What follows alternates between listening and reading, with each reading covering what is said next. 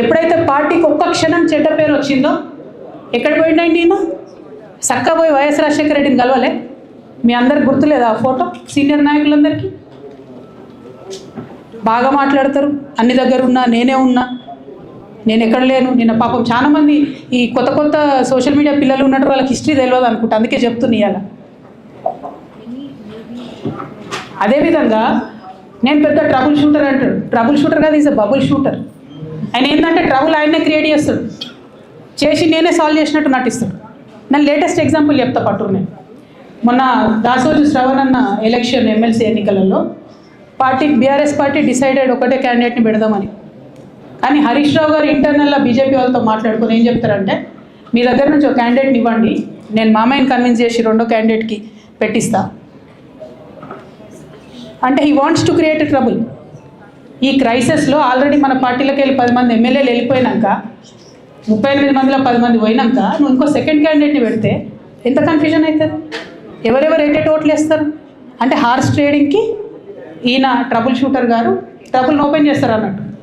నాకెందుకో లక్కీగా ఒక బీజేపీ ఎమ్మెల్యే గారు ఫోన్ చేసి, అక్క మరి పెద్దసారి పర్మిషన్ ఉందా హరీష్ అని ఇట్లా అంటున్నారంటే, నేను డైరెక్ట్గా పెద్దసారికే ఫోన్ చేసి నాన్న మరి ఇట్లా అంటున్నారు, మనం సెకండ్ క్యాండిడేట్ పర్మిషన్ ఇస్తారంటే, nothing doing, only Shravan will get elected, ఎవరు చెప్పారు మీకు అని అంటే, నేను ఆ విషయం వెంటనే అటువైపు కన్వే చేసిన, లేదండి మాకు అట్లాంటి ఆలోచన లేదు. ఎందుకు ఈ రీసెంట్ ఎగ్జాంపుల్ చెప్తున్నా ఇవాళ అంటే, హరీష్ రావు గారు ట్రబుల్ క్రియేట్ చేసి ట్రబుల్ని మాఫీ చేసినట్టుగా ప్రయత్నం చేస్తారు. బీఆర్ఎస్ కార్యకర్తలందరికీ నేను నా తమ్ముళ్ళకి రిక్వెస్ట్ చేసి చెప్తున్నాను, మా చెల్లెలకు రిక్వెస్ట్ చేసి చెప్తున్నాను, మీకు పెద్ద స్థాయిలో జరిగే అన్ని విషయాలు తెలియకుండా అందరూ మన వెల్ విషయస్ అనుకుంటారు. మీ తప్పు కాదు, ఎందుకంటే కేసీఆర్ సార్ అంత ఓపెన్ మైండ్తో ఓపెన్ హార్ట్తో ఉంటారు కాబట్టి బీఆర్ఎస్లో ఉన్న అందరూ అట్లే ఉంటారు అనుకుంటారు. కానీ చాలా మందికి చాలా హిడెన్ ఎజెండాస్ ఉన్నాయి. ఒక పక్క కాంగ్రెస్తో కలిసి ఉన్నారు, ఇంకో పక్క బీజేపీతో మాట్లాడుతున్నారు, ఎటు ఎవరితోనూ అవసరమైతే అటు మాట్లాడుతున్నారు. అదేవిధంగా 2018 ఎన్నికలలో హరీష్ రావు గారు 20-25 మంది ఎమ్మెల్యేలకు ఎన్నికలలో అడిషనల్ ఫండింగ్ ఇచ్చారు, పార్టీ ఇచ్చింది కాకుండా. ఏడుకేళ్ళు వచ్చినాయి హరీష్ రావు గారికి అన్ని డబ్బులు?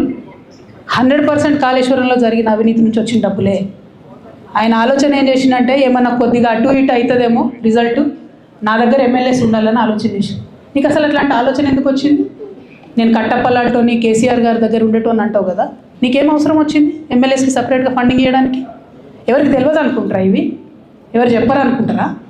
ప్రతి ఒక్కరు చెప్తారు ఎమ్మెల్యేస్ ఓపెన్, నా పేరు కూడా తెలుసు, చెప్తే బాగుండదు, ఎమ్మెల్యేలు ఇబ్బంది పడతారు. నేను అనేది ఏంటంటే,